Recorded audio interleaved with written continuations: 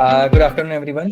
Welcome to our webinar on the future of talent, key recruitment trends shaping 2026. My name is Syed, and I'll be a host for today's session. So, before we dive in, quick housekeeping note that this will can be an interactive session. We'll be running live polls throughout, and we have a dedicated Q&A at the end of the session. So, if you have any questions, please feel free to drop them in the Q&A. And by the end of the session, after we are done with our topic of discussion, we'll address as many as we can. So let me set the stage for today's conversation. 2025 has been a breakthrough year for AI in recruitment. There are many companies that are going using AI tools across the recruitment processes. Some are running pilots, some are scaling. We saw companies like Unilever screening, 2,500 thousand candidates using AI video interviews. Siemens are implementing AI powered skills matching across 50 plus countries. And even traditional enterprises like JP Morgan Chase are using AI to reduce the time to hire by 30%. Companies and HR tools and vendors introduce agent style AI assistants and Gen A features in 2025. And regulators have been closing in with disclosure and audit requirements. But the question and the reality remains that adoption isn't transformation. As we head into 2026, the question isn't should we use AI, but how do we make AI work strategically across our entire talent acquisition function? Today, we'll be exploring these critical trends from the leaders on the panel over here. Uh, and this would be backed by their own real world experiences. So let's start with introducing a panel for the day. We have Ekta on the panel. Ekta is a strategic HR leader focused on AI-enabled transformation across talent acquisition, learning, workforce strategy, and HR operations.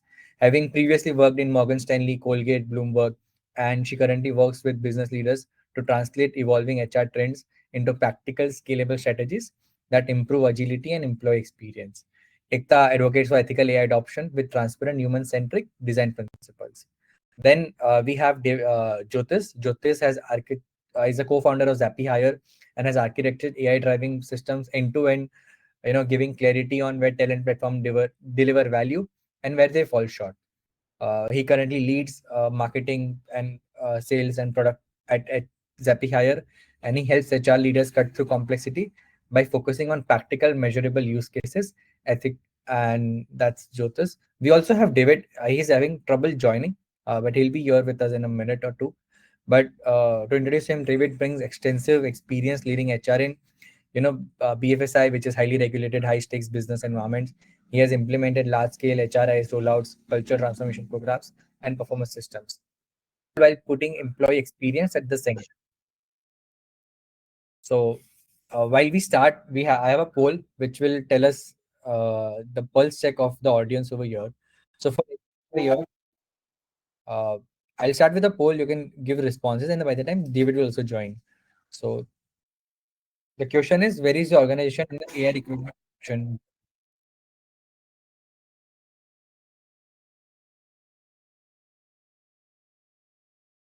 I'm waiting for everyone to join. So, welcome Ekta, welcome Jyotis. I'll try with David. Yeah, yeah.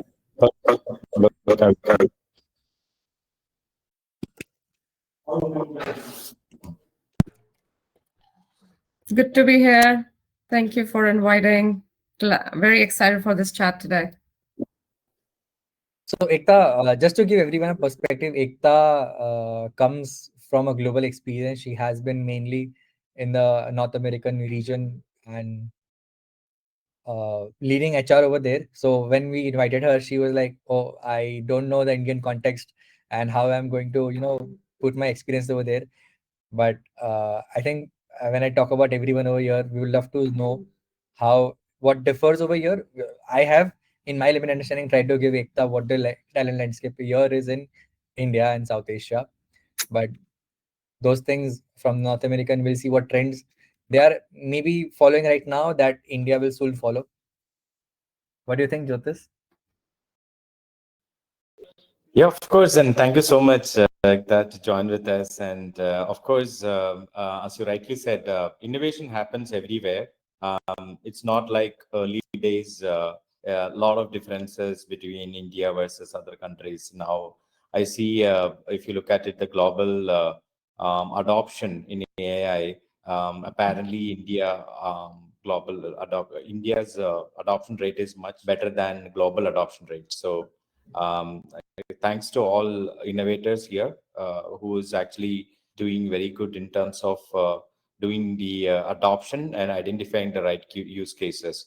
But definitely, being in US, there are a lot of advantages, and the mindset also slightly different in terms of adopting the new technology. I'm looking forward to listen and learn from Mikta that what are the major changes happens there in the talent acquisition. How do you, Sahid? I think David has also joined. David, welcome. And I just introduced you. I think your video would start if you turn on the camera. Yeah, finally. Hi, David. Hi, David. At last. Made it through the tech issue, so we're good now. Thank you Yeah. everyone for waiting. Yeah. Yes, thank you. Thank you very much, guys.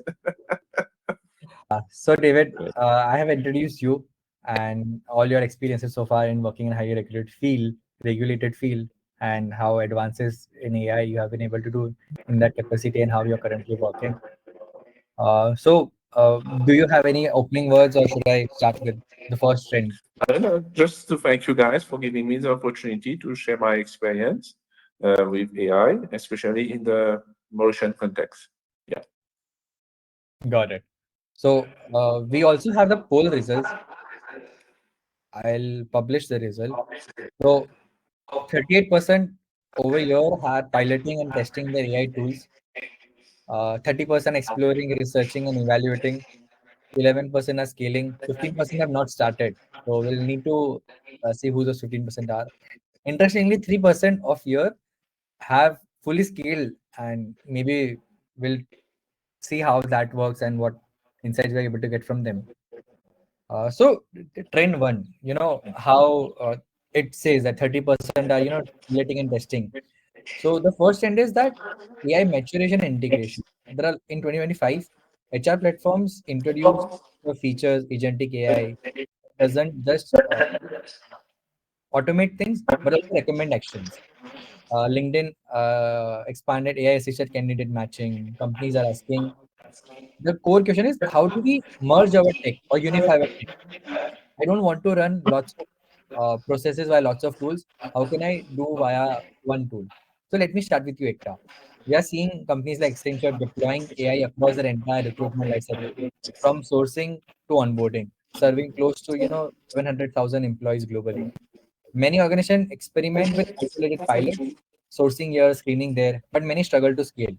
From your experience, what changes when you move from a disconnected pilots to an enterprise-wide AI integration? And also, where do most companies underestimate the complexity?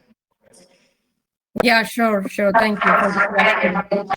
There's a lot of echoing, so maybe everybody could mute themselves, please. Can you mute it if you're not listening?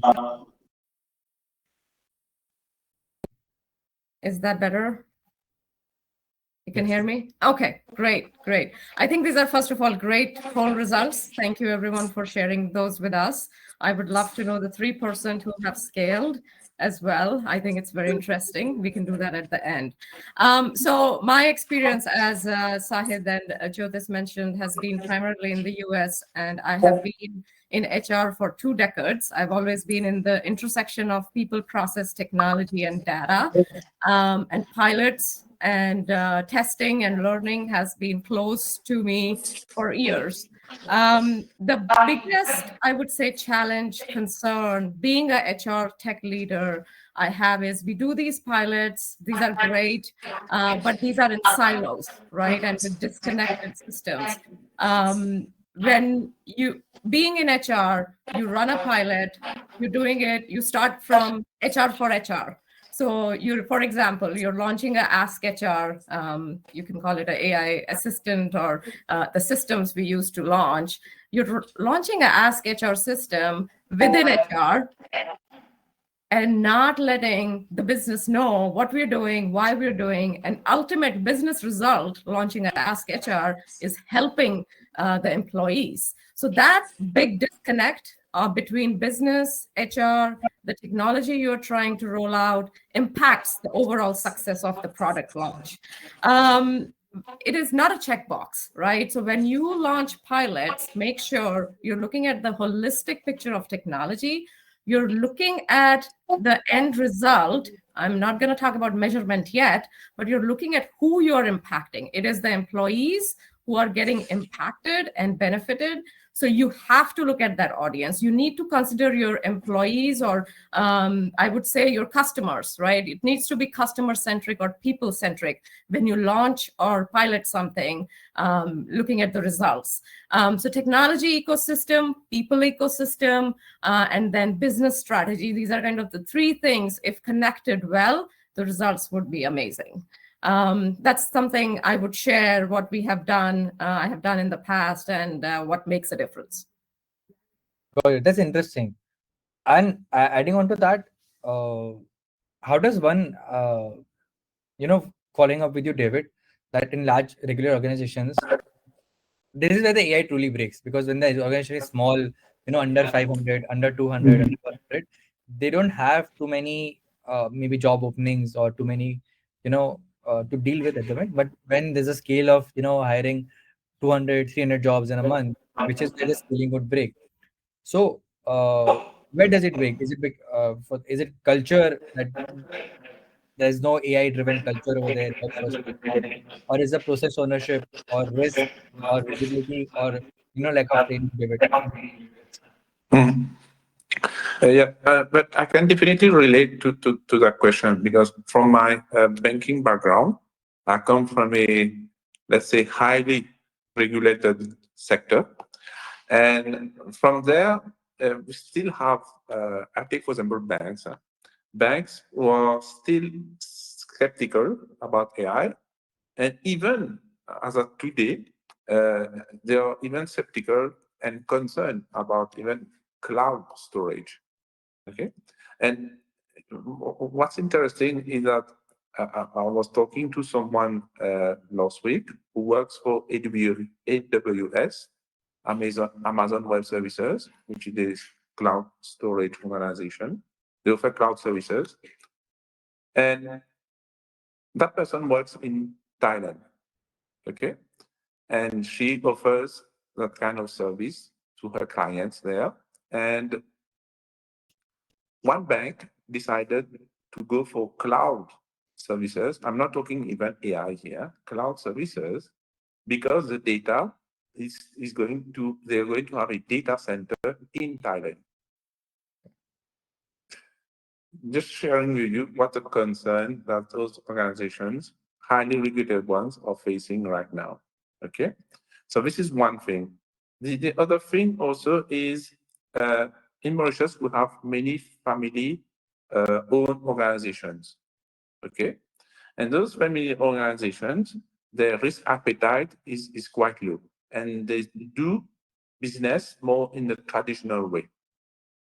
Okay, not necessarily looking at AI as a tool that can take the organization to the next level. You see, and my advice is to have a, I would say, in Mauritius and even in countries similar to our culture, have a cross-functional governance committee, you see, and ensure that regulators are engaged early. Okay, I'm not talking more about banks, that engage early in the process, in the discussion, and be open to having AI as a value-adding tool. Got it. So, that helps. So you're talking about, having a team that is, also ensuring the regulators that we are, ensuring the regulation are in place. Uh, I think the example of giving, AWS and the company, that cloud is also a big, momentum shift. Not just AI is like maybe a couple of things down the line. But Jyoti is building on that, while most people are, going for tools and etc. How does a first person or AI native thinking work? That there are lots of tools that essentially mimics or automates the recruiter function, but does not uh, actually help in recruitment. It's just that any person who's doing, the typical job work. So in 2025, when agentic AI is released, and chatbots, video interviews. So from a technology perspective, what does AI native recruitment will look like in 2026? Okay, that's a very interesting question, Sahid. So thanks for that. So from the trend, what we are seeing is creating a cream layer of AI on top of the current recruitment application landscape will not solve the actual problem, right? Because all of these people had maybe legacy systems in the application landscape, but creating anything on top of it would not actually give would not give the actual ROI out of it. Since we are moving from an automation to an agentic mode right now, we need to bring in a augmentation all over the places, from the screening to the onboarding or the pre-onboarding when it comes to the TA. So we envision at Zapier as bringing a talent operating system, a complete talent operating system, which is connecting all adjacent systems, including HRMS or including any other requisition systems or even approval systems, all in single places, and create a spectrum which AI agent can work on and get this data from everywhere. Very simple example is, imagine if you have a PMS systems, right? Performance management system. If AI agent can read the performance of a particular employee, like let's say Jyotis as employee, and how he performed after this interview within the organization, if we can bring that data back to the recruitment system, that actually give a lot of inferences to the recruitment systems, and then optimize it to the core, right? Similarly, just an example. Similarly, there are multiple data points available across this life cycle of TA, maybe a talent management, talent mobility, and talent performance. All can be connected together and bring a bigger view, and then give a feedback back to the TA process again, which can help to optimize many things. So instead of fixing it somewhere only on the screen, because I heard many times from the potential customers, they wanted to do only screening, only this, only one pointed solution. That actually would not work in the longer term, because they have to have a longer strategy and longer vision in terms to what they're bringing on the table, what they're gaming for, and what the ROI they are expecting, right? So world has been moved a lot from an experimental budget to to more actual ROI driven businesses. So from my perspective, it has to be completely end to end, and it has to be not the patch systems. It has to be more completely aligned with the agentic approach, which is end to end connection, end to end recruitment connections, and bring the data from the multiple data sources, and then bring that talent operating system perspective. Can I just add something to close this, Sahid? This aligns with what I was saying in the beginning, right? The disconnect we have between technologies. You can't really prove the ROI. So that holistic view, which Jyotis is talking about from the tech ecosystem, will help the end game, will help the end users. They'll understand it better. And then you don't have to go to multiple systems to click on something. And behind the scenes, the processes need to be fixed. So technology, I keep saying, it's not a magic wand. It's not going to fix everything if the processes at the back end are broken, or there's garbage in, garbage out. That's my favorite, which you'll keep hearing today. That's quite interesting. Yes, I think yeah, that's right. we'll also give a spin to the BFSI guy, banking guy, how to prove the ROI later in the session today. But talking about that, Jyotis, I think you also, amongst what you said, you also raised a good point of how getting feedback in the recruitment process of the process. I think that would also touch upon the critical trend 3 that we are going to discuss, which is going to be about predictive analytics. So I think that I'll look back in. But while we are on, talking about the future, Ekta and David, we'll go with you, Ekta, first. Looking at the trajectory of AI recruitment, what is the one emerging trend or capability you see gaining significant momentum in 2026 and beyond? So I had my own view and then I validated that. So I have two data points here, but I think what I believe in is the high volume recruiting wherever you have will go for AI first. And Gartner's research says that high volume recruiting will go AI first, and it will also focus. It also says it's going to focus a lot more on internal mobility. So what that means is people are going to start using, of course, the AI technology in recruiting for their, once you fix your processes, then you use your AI tech, right? Once you use that, the whole end-to-end process of hiring is going to get better for you. But that is only going to happen when you have the basics, I would say, fixed. So if you follow the trends, what the research is showing, yes, high volume recruiting will go AI first. The second interesting piece I have from Korn Ferry, which reports that 84% of US talent leaders expect to use AI in recruiting somewhere. So that's interesting. We'll see how that goes. There's a lot of data out there, but I do know a lot of organizations trying to test a lot of things at this point. There are a lot of organizations like Microsoft, Accenture, I think you pointed out, and a couple of more organizations which are ahead and also using AI agents at this point.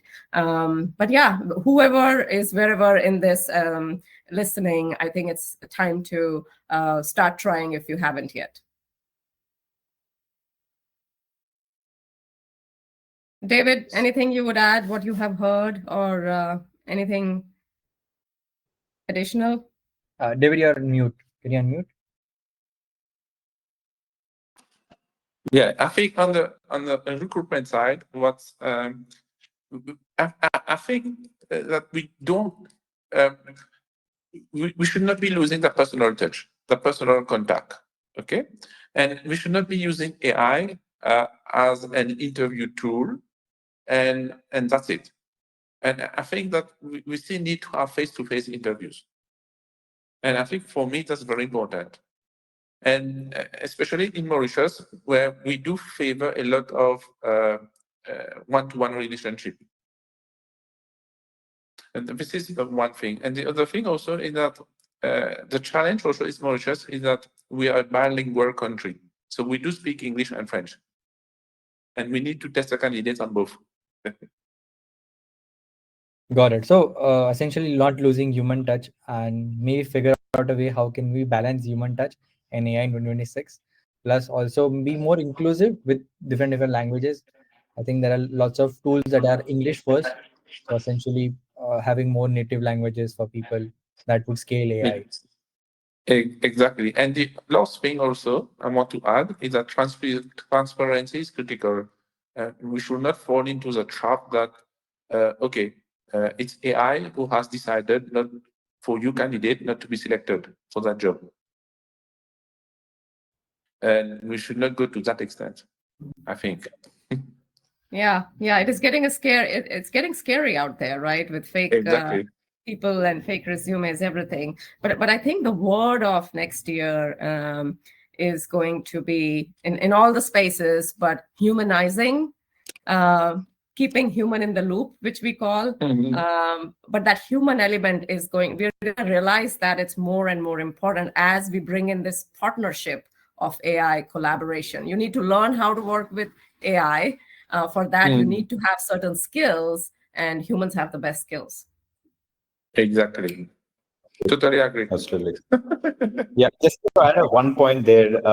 So like David said, right, face-to-face interviews are very important, but most of the companies or solutions which is trying to solve, including us, is that not to replace the humans, of course, but can we use the AI to as a enablement, right? As a make us a tool to decision making much more faster and deeper, right? For example, imagine if before your face-to-face interview, you get very detailed analysis about this candidate along with 16 plus data points, where you can spend around 5 to 6 minutes, and if even you can even decide how to articulate my questions when I meet this candidate face to face. So this is actually, AI can be a tool to enable the right hiring decisions, and bring all these data points, because good decision always come from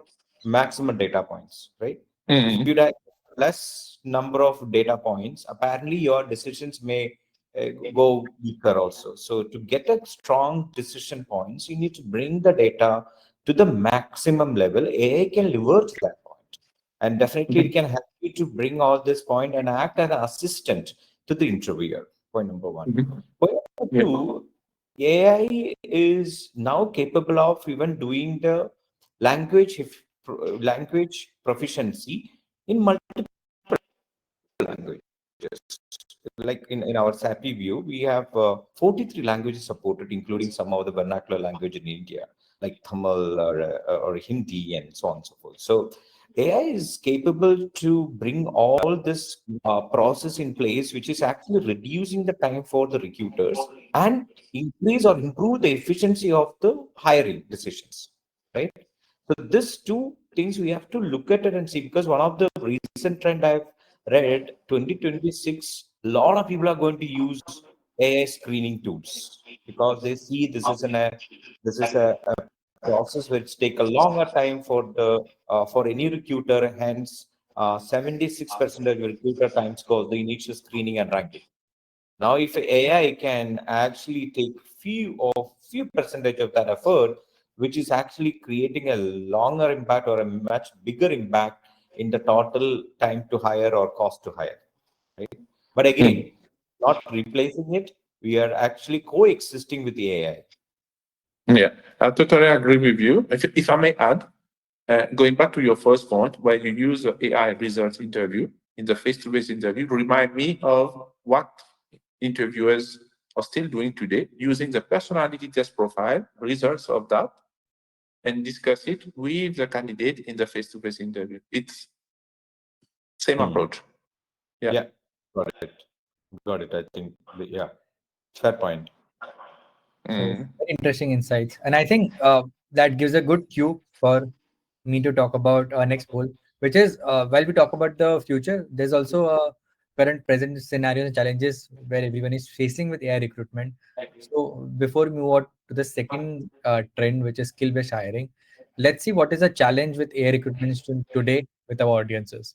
So I've put in with the poll live, and while you answer, the second trend is skill-based hiring and candidate experience. This too, from a conversation, human AI is two sides of the same coin. Skill-first hiring is gaining momentum over the last several years, not because of AI in general. Companies like Google, IBM, Accenture, and those MNCs have reduced degree requirements and increased skill-based evaluation.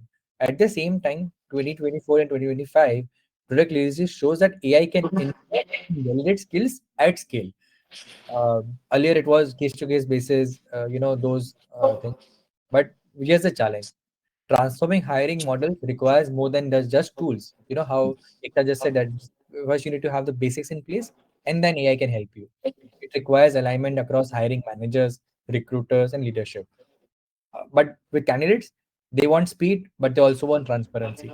You don't want to wait out weeks to get their validated. They also want transparent. Oh, I was rejected on what basis. So if I bring this to you, companies like PwC recently announced that they're using AI to access 50 plus skills from a single interview, not just keyword matching on what they're speaking and keyword stuff, but they're understanding transferable capabilities from the conversation. In your experience, when implementing these tools, what's actually holding back organization from making the shift to skill-based hiring? And how is AI making this practical at a scale into will AI make this practical in 2026, or will it just remain to pilots? I think the answer is in your question. You asked me what tools. I think that's the problem. We focus on the tools and technology before we think about the strategy. right? So as I mentioned, I've been in the people, process, tech space, HR technology, transformation space for 2 decades. And I have done this myself as well, right? So skills-based hiring, skills-based transformation has been, the conversation is going for a number of years. Few organizations have cracked the code because they're thinking end to end when you talk about skills, right? And in few organizations, it works. In few organizations, they are still learning or they are not ready to adapt. And I think it's okay. But wherever it works, it's not about the technology or tool you're implementing. It's about the organization strategy. It is about, are you thinking you're going to only do a skills-based hiring and that's it? Then what happens once the person is on board? How are they developing? How are you reviewing them? How are they mobilizing internally? So if you have not thought through the whole process, that skills-based transformation does not happen. And I'm sure others have seen that as well. So when you ask me, AI is going to help, yes, of course, hoping AI is going to help. But if the organizations who are trying to implement AI for skills-based hiring or transformation, your skills data is in your HCM, LMS, LXP, your performance systems, and you have different taxonomies, that is not going to work. How is I would say technology on steroid, which is AI, going to help when skills are all over the place? So focus on your strategy first. Pick a business unit, see how the skills need to be mapped. What is the trajectory? How are you gonna make skills-based hiring into skills-based development, skills-based review, skills-based mobility? How is it gonna impact the employee who are the person who are you hiring? And then technology will power the strategy you design. That is always my approach to whenever I have, I would say, implemented the transformations in the organization. Think about the strategy. Is skills the right way or approach for your hiring, as well as the longer term strategy, sorry. That's quite interesting because it boils down to having a strategy and process in place. That brings critical that while we have strategy, while we're using tools, there's also something called candidate experience that comes into the mix.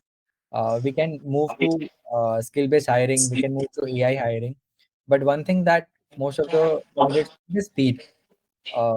Someone in the chat Q&A has in a good point that when companies start doing AI hiring, they are doing multiple interviews, and it can take some time, or they lose confidence. So they want speed, but transparency around it. How are they, getting evaluated on what basis? But, there's EU AI Act that requires disclosure of automated decision making, and candidates are increasing skeptical of the black box AI. How should organization balance automation for efficiency? We'll also, talk about personalization, human touch, and transparency for experience in 2026.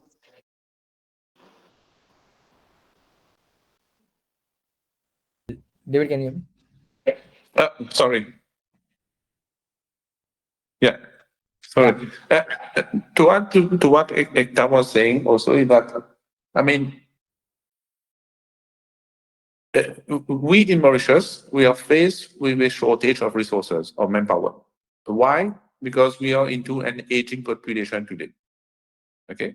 And it becomes even more important for us here in Mauritius to focus, to predict what's going to be our manpower requirements in the future years. Okay.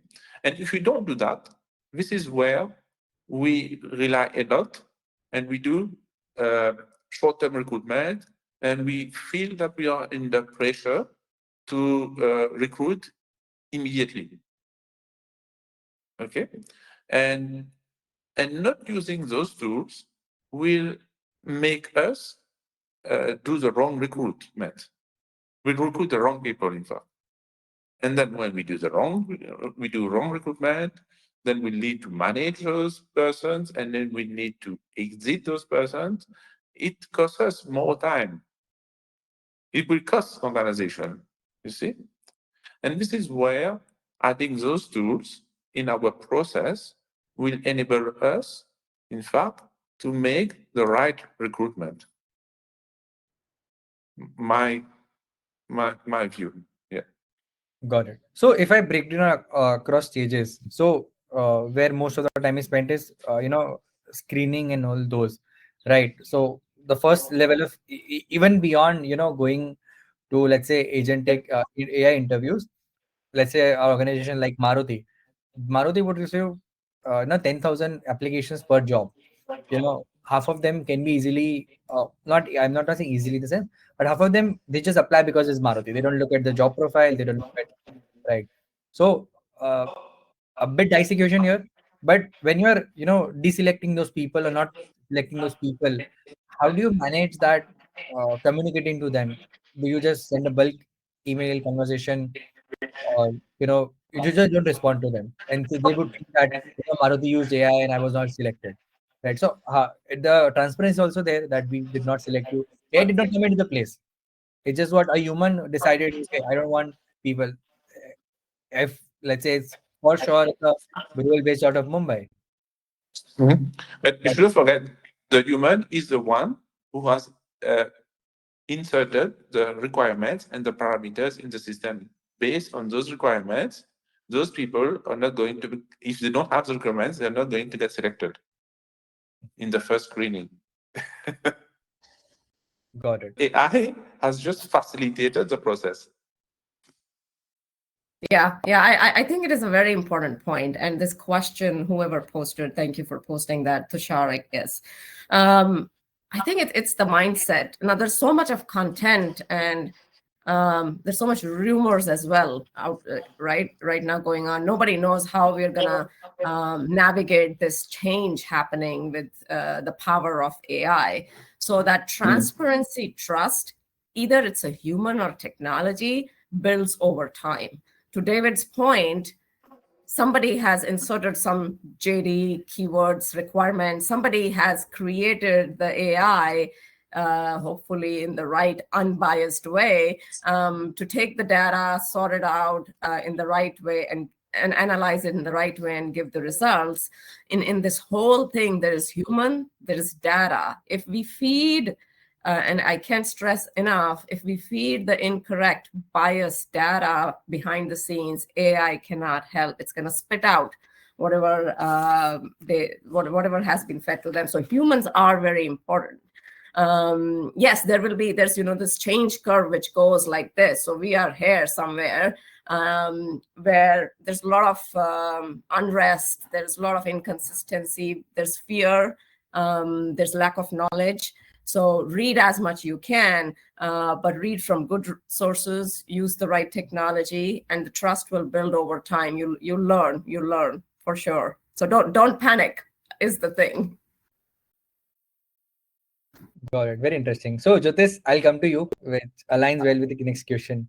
Right. So, in order to build that trust and AI-driven skill evaluation, transparency features have to be added and explained, like explanation layers, biased, which is what, I think 2018 Amazon tried doing it automated, and they could shut it down because it had bias towards particular community. So, candidate feedback summaries. So, should platforms incorporate so candidates understand why they received a score? How does one do that? And what is technically realistic to provide? And what is aspirational as of yet? Got it. So there is two layers into, right. One is an ethical AI perspective, and two is explainable AI as well, right. So a lot of larger companies right now bringing that explainable layer into their solutions. That means that let's say any user or intended users can come and try to do the test of their AI machine learning layer using their own data. For example, if anyone wanted to buy Zappy Hire, they probably can come with the candidate data and try out AI screening layer of Zappy Hire, and they can play around with that, right? So it's like you need to you cannot get into the system and then identify that there is a lot of black holes and you're not understanding things, that's going to be a big tough for any user.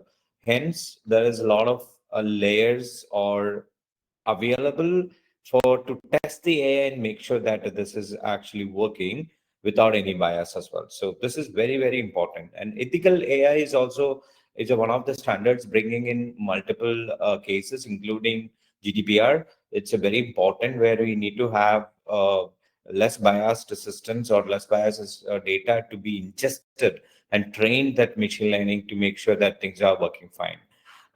There is what we are doing is also we are sort of bringing in a learnability also, because it's also important not only look at from AI side but look at from a user side also.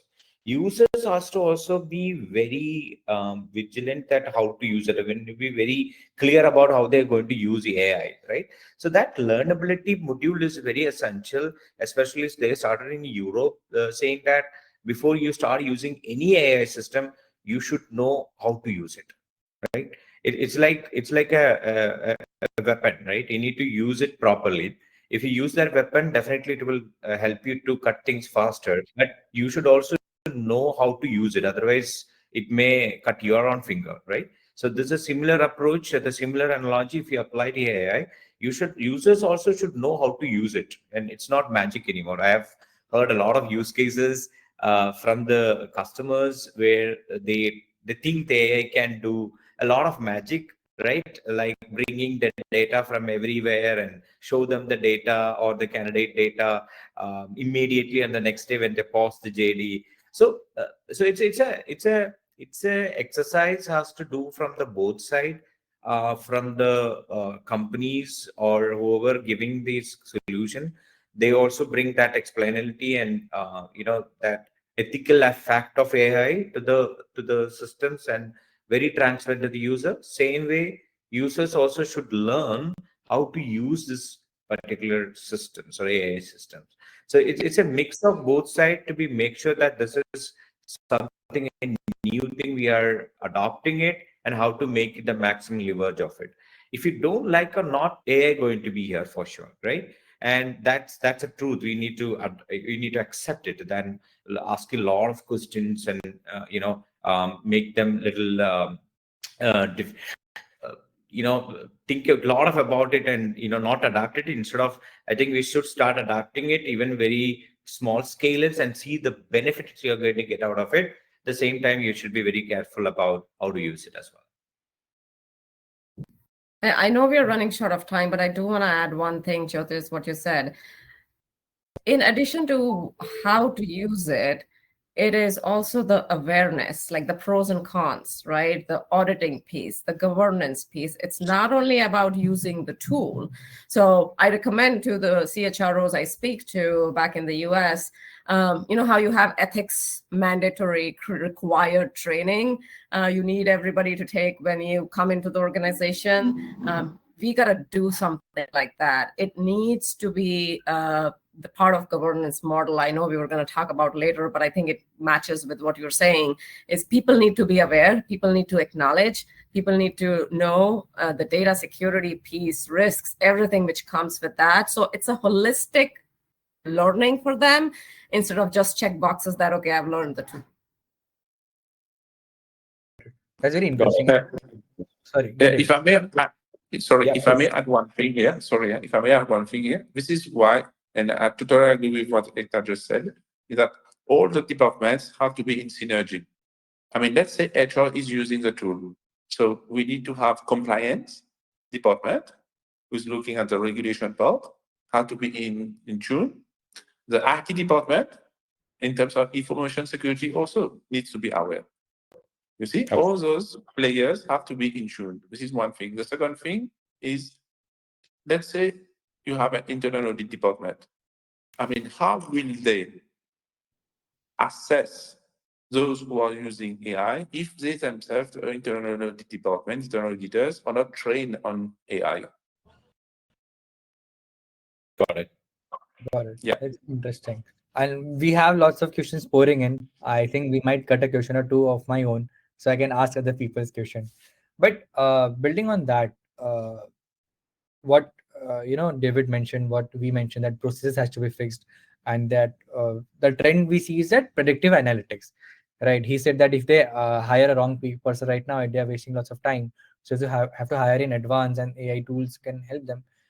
But if I bring to you, Ekta, the topic of conversation, there are companies like Shell and Schneider Electric, which are now using predictive analytics to forecast their hiring needs 12 to 18 months in advance. They are not only doing job description and etc., but also workforce planning, turnover prediction, and talent pipelining. That requires a fundamental mindset shift, which is what you mean, strategy in place and then tool. So if let's say amongst the audience and those who will watch it later in on demand, what talent signals should a TI leader watch out, so that they will recognize, okay, 12 months down the line, 14 months down the line, I'm going to have this surge in hiring need. So I think I'm going to keep this short, but I think the theme of 2026 is going to be being proactive and not reactive. So we're bringing these technologies, we're bringing, of course, AI. And the biggest challenge TA leaders or HR leaders or others have had is you spend so much time on operational stuff that you can't have strategic conversations, right? So now, if your organization, whoever is listening, is starting this whole AI initiative and things are going to be more automated, efficient, effective, so your team saves time to have these strategic conversation with business leaders thinking about talent strategy ahead. So when you think about that, you're looking at your business unit, you're looking at the skills you'll need, you're looking at the market data, you're not worried about the operational stuff, hopefully, because now you can focus on the right conversations. For me, I recommend, so Gartner recently has the recommendation for CHRO's top 2026 priorities. The first one is harnessing the power of AI. So TA leaders should go, of course, what their CHROs are going to do on those lines. But the first one Gartner suggests CHROs is harnessing the power of AI. The second one is shaping work in the AI era. The third is mobilizing leaders for growth. So when I was talking about internal mobility here, that is going to be key in 2026. And the last one is transferring organization culture. So in this, the theme you'll see here is the common thread between people, right? So when you think about that, you think about skills. And when you think about skills, besides the technical or functional skills, again, 2026, I think we're going to focus on trust. We're going to focus on adaptability of people, and we're going to focus on the strategic thinking of people to make sure that in the long run, we're getting the right hires and you're building a pipeline as you go as well. That's very nice. And I think the same Gartner study, they also mentioned that predictive analytics, organizations using predictive analytics to reduce turnover by 25% and cut time to hire or time to fill by 35%. So that was an interesting study that I also gone through. So, David, when I come to you, that, talking about the biggest problem, right? ROI, right? Not just about predictive analytics, but about AI tools. How does one CHRO or one head of HR prove to the leaders that, okay, this particular tools that we're investing right now will give us good results down the line, not just immediate in next coming one for hiring a 2 or 3 or 4 employee, but when you are doing workforce planning. So because it's a substantial investment, right? It's not anything will be done by ChatGPT. You have to invest in tools right now so that later on you can save, in wrong hires. So how does one make a case for proving the ROI of these investments? Mhm.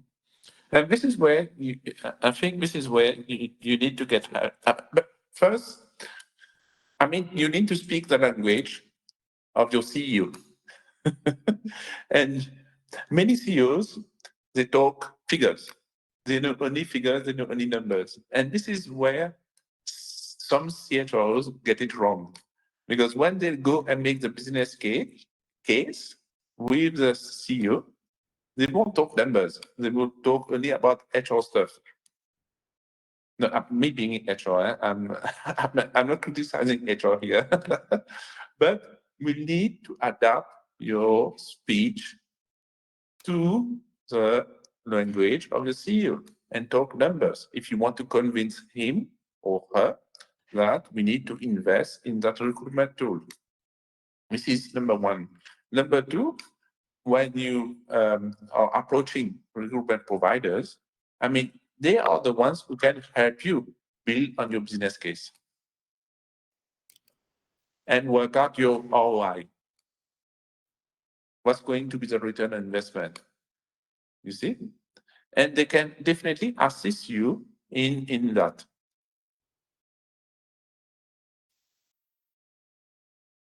Got it.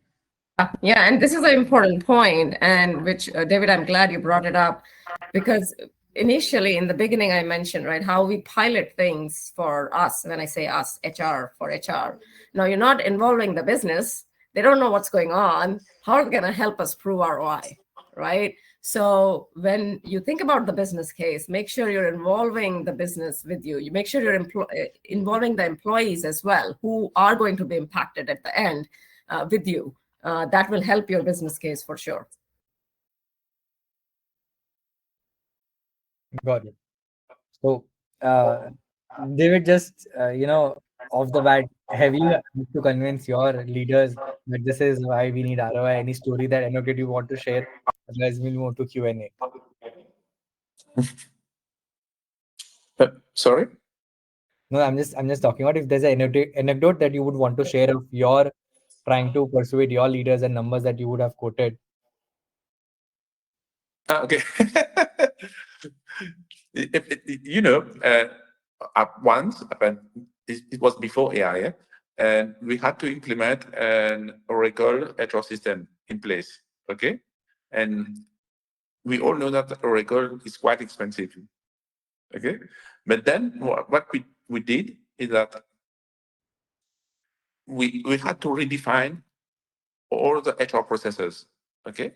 And then when we were redefining the HR processes, we needed to show that before it used to take so much time, and then with automation, what's going to be the difference? What's going to be the value add? So let's say you have a recruitment, your time frame to recruit, let's say it's 45 days. Okay. Are you able to show with a recruitment tool that you can reduce it to 30 days? And this is something that we managed to demonstrate. And it's not just in the business plan or the business case. And once you manage to convince the executive committee, your top management, and you need to show that afterwards you've managed to achieve that target. You see? And this is where we as HR, we become more credible towards the top management, and where we show that we've managed to achieve that result according to the business case. Got it. So aligning your time to business objectives and KPIs would be a great way to prove that ROI. Exactly. Yeah. Got it. So we'll move to Q&A and we'll continue this conversation, but I think there are also burning questions that people have. The first question that is by Mahesh VA. We have answered Tushar Kaushik, but if you think we should talk about anything else, please let us know in the chat. But AI, so the question says AI might be a big hit in IT or semiconductor or R&D industries. However, in the manufacturing industry, particularly for junior management roles, many candidates' resumes are not optimized to pass through AI screening tools, resulting in low AI scores for most resumes, or they get rejected. So, how AI can help in manufacturing sectors, especially in India? So, not to, but Jyota is considering Maruti, one of the biggest manufacturer in India, is using Zappy Hire. Would you want to talk about how Maruti is using in the manufacturing field? Definitely. Thank you. Thanks for that question. So here we are giving a lot of importance to the resume. So that's what I've seen in the question as well. Especially when it comes to the blue collar, this is true that probably they don't have a resume which is very much in line with the requirement of any screening tool. So what we did for the Maruti is we optimized our screening process altogether. Resumes gets lesser weightages. and we built a chatbot, WhatsApp-based chatbot, where WhatsApp is very common in India, and this WhatsApp can even speak in the vernacular language, right? So, for example, can speak in let's say Hindi or in Telugu, and so the longer languages it can speak and converse with the candidate with a very easy way through a chatbot. So what happens is, of course, if they wanted to upload the resume, they can still upload the resume, but that don't give a lot of weightages. So we can actually configure this workflow. How do we collect this data from the candidate and use this data to screen the candidate in a more optimized way? So we use the WhatsApp bot as and very personalized one, right? Not mechanical, very personalized conversation with this candidate in their own language, bring this data and use that for the screening part of it. At any point of time, if the system has wanted to go back and clarify something, it can reach out to through WhatsApp or through even calls as well, so automated calls.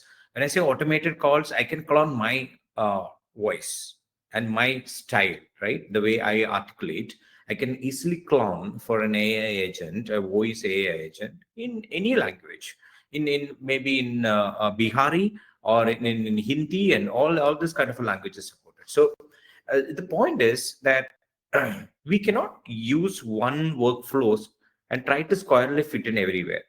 So the systems today's world, the systems are so configurable in nature where they can play around with this element and then create a workflow or create an experience for the candidates which is matching for the requirement of that industry. So we support Maruti, we support Walkero, we support Wurth. These are all manufacturing companies. Yeah. Hope it's answered. Yeah. Yeah, I think it's a great example of what we were talking earlier. Where are the needs, right? So every solution is not a cookie cutter solution, right? So whatever works in IT industries, R&D areas, tech is very different from blue collar. Blue collar in India versus the US, different needs. So how do you make sure you're using the right technology? Because you put, so wherever you're using Jyotis Zapier and you put something else, I'm not going to name any other tool, but that may not work because it doesn't match the need. So then you end up blaming the technology. Oh, it doesn't work, AI doesn't work. But behind the scenes, you were not strategic enough when you understood the need versus you put the tool together. So I think it's a very important point that you get the right tool based on what you need, which industry, what requirements you have. Absolutely. That as you, I think you have mentioned from the beginning that technology is an enablement, and you need to choose the process wisely and align with what exactly you need, and choose this tool or technology wisely to adapt or adopt to the environment or the process you create within the organization. Not the other way around. That's a good point, Victor. Thank you so much for bringing that. And it is valid globally. Has nothing to do with Mauritius, India, US, anywhere. So it is a global concept. Absolutely. Cool. We'll move to our next question quickly. So Archana says that while we do see clear advantages on implementing AI, which in various aspects of TA function, she is keen to understand if anyone has the experience of identifying fraudulent candidates with the assistance of AI. I also have clubbed it with another question that we had. Rajan said that AI is used extensively in interviews, especially for ID technical assessments, and several challenges emerge. Many developers are already using this same AI tools for day-to-day development as well as for interview preparation. As a result, AI-driven interviews often fail to accurately differentiate between real competency and AI-assisted responses. So there's a thing happening where uh, to beat AI, candidates are using AI, right? So open to the dice, but also looking at you, Jyotis, that how does candidates being evaluated fairly and not beyond just those AI? So Ekta, if you have any example where you caught someone doing this and you were able to, or Jyotis, if you have, or David, like how does it work? Because this is an increasing concern that is happening over time. Maybe I'll go first, and you, David, and Ekta can add. So we have enabled the proctoring into the system. So proctorings are some of the measurements we are taking here to make sure that if there is any malpractice happens while they're attending these interviews, system will record that video, and it could be multiple faces, multiple voices, or even the content which they articulate is generated by another AI. Okay, so let's say they are keeping the phone somewhere and then use this chat GPT to create this content, and they just very, very, very naturally they are responding to the question. Still, the system will be able to identify that the content is actually generated from a AI system. This is possible. So from going from a normal proctoring methodologies like a full screen tab switching, or even identifying multiple voices, multiple faces, multiple devices on the screen, and then automatically identifying the content is originally from AI. The source of the content is from another AI tool. All this can be done. Having said that, all these measures, even if you're taking all these measures, there are smart people who can actually you know, take care of all these things, and then still they will do this malpractices. So I'm not saying that it's 100% proof, but there are cases where most of the malpractices can be captured and reported to the recruiters with evidence, right? So that is possible. But again, as I said, there are smart people who can actually bypass all these measurements. We put it into the place. Got it.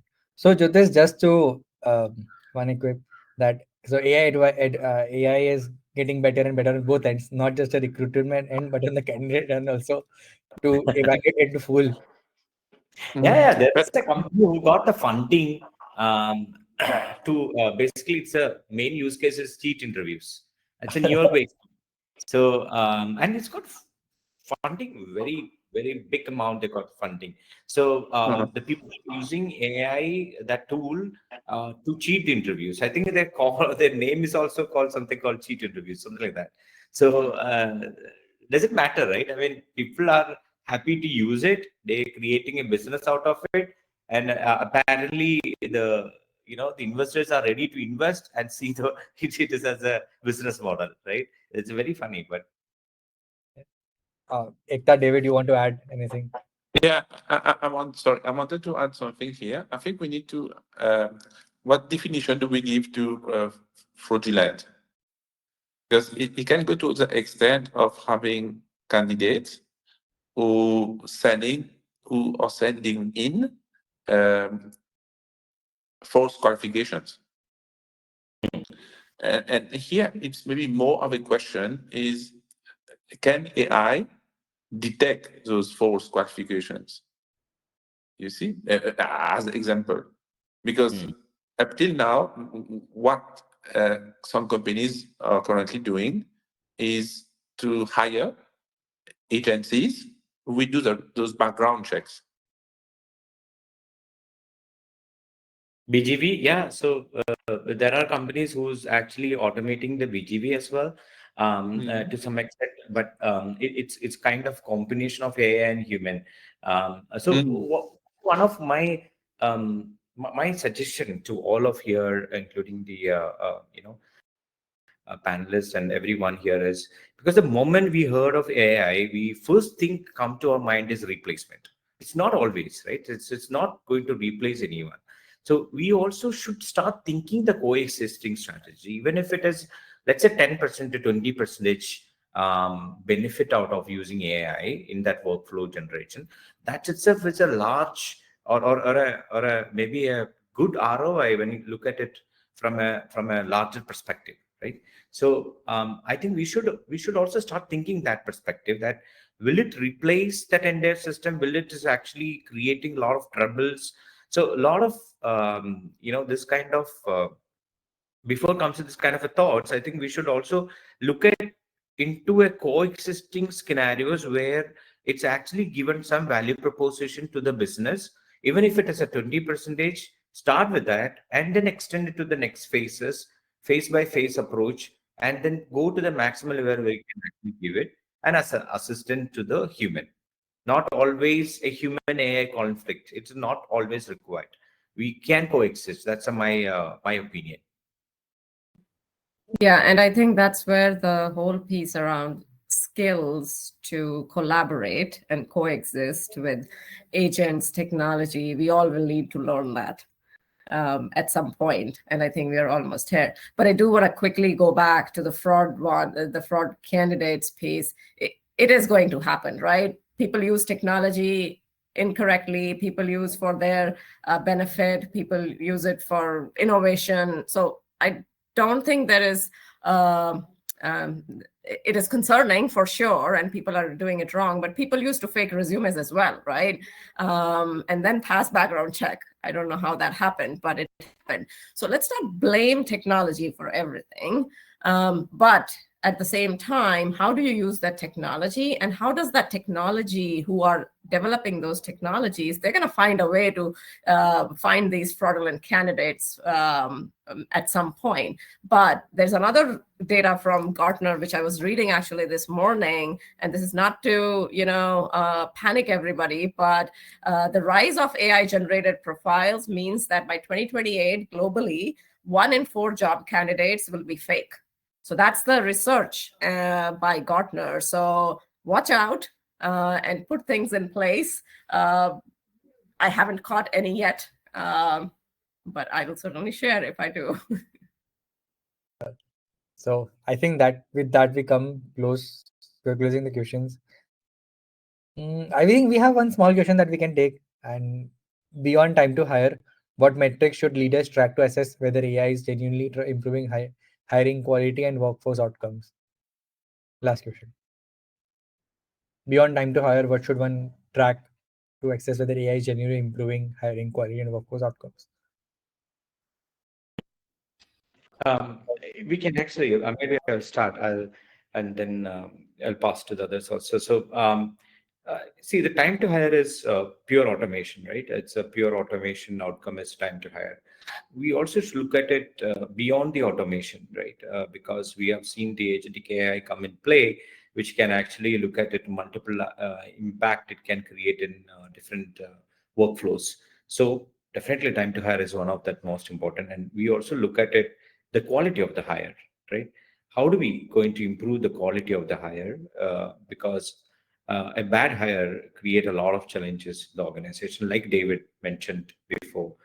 So how can we get a right hiring decisions, right? So as I mentioned before, bringing all these data points together and feed that into the decision making probably will get a more right outcomes, and hence the better decision making in the hiring. Apparently that will also lead to the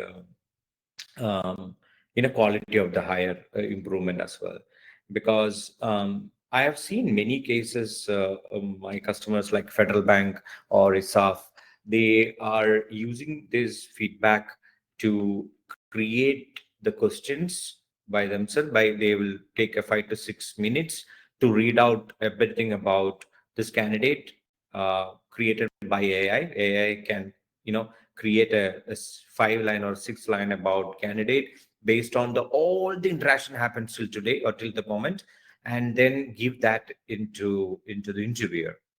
And now we are building an agent called interview assistant agent. Or while that interview happens on fly, it can assist the interviewer about what the next question should be asking based on the responses given by the candidate just now, right? So imagine you are getting into a team meeting or a Google Meet or a Zoom with the candidate, and you ask a question, candidate responded, and as a third party, the agent will listen to that question or to the responses, sorry, and then it may ask that, hey, he was mentioning about something different in the resume, but he's talking something different in the interview. Why don't you go and probe it more? Right? And this is a typical question you can ask to probe it more. So that dynamicity comes in play very, very, that moment itself, and then give you the assistance, which is actually what we are trying to do here is we are trying to help the humans to probe more and understand the candidate more, Hence, the quality of the hire can go more, right? That's a very interesting insight. And I think before so for everyone over here, we are building a report, which is where we're asking from organizations that have implemented AI and different stages of AI on what metrics do they track, what do they track. So that's about the survey is about. So we want you to fill out the survey in whatever journey you are in. So we'll compile it. Your 2 cents will help us build that $100 or $100 survey report. Correct. And so I will talk about that. But Ekta, do you have anything to add what Jyotish said or David? And also closing remarks. I think in addition, so think about AI as not only automation and efficiency, it's about effectiveness. And when I say that, it means yes, from recruiting perspective, time to hire is very important, but you got to do qualitative and quantitative analysis of the surveys, whatever the data you're collecting. When I say qualitative, it's about hiring managers' feedback. It is about recruiters' feedback. It's about recruiting coordinators' feedback, candidate experience feedback. So when you do that, and whatever data you had earlier, and now you have implemented AI, you have a pre-AI data, you have now post-AI data, you'll get some data points. So that's the qualitative one. From quantitative one, I think these are the standard ones: time to hire, quality. There are a couple of more, which I can't remember top of my head. But then you have both of these pre and post to see how it's doing. And then I would highly suggest you keep running these surveys while you're modifying your technology, enhancing your technology, because that's important. You can't just implement and say, okay, we're done, let's go. You have that continuous improvement cycle is very important, because AI transformation in any space is going to surface any issues you have behind the scenes. So it is going to help you fix those as well. David, anything to add? Any closing remarks?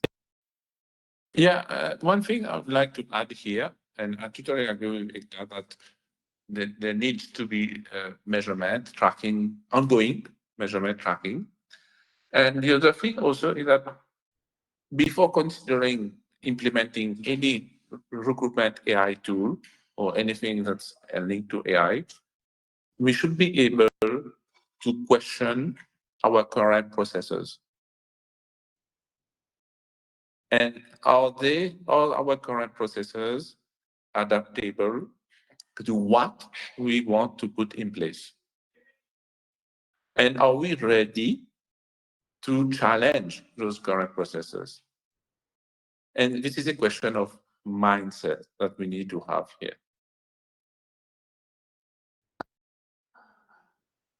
Yeah. That's very, very important. Mindset, change readiness, which I know David and I talked offline about it.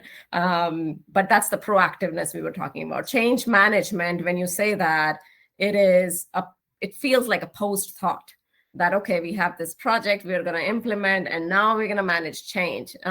You got to think about change earlier.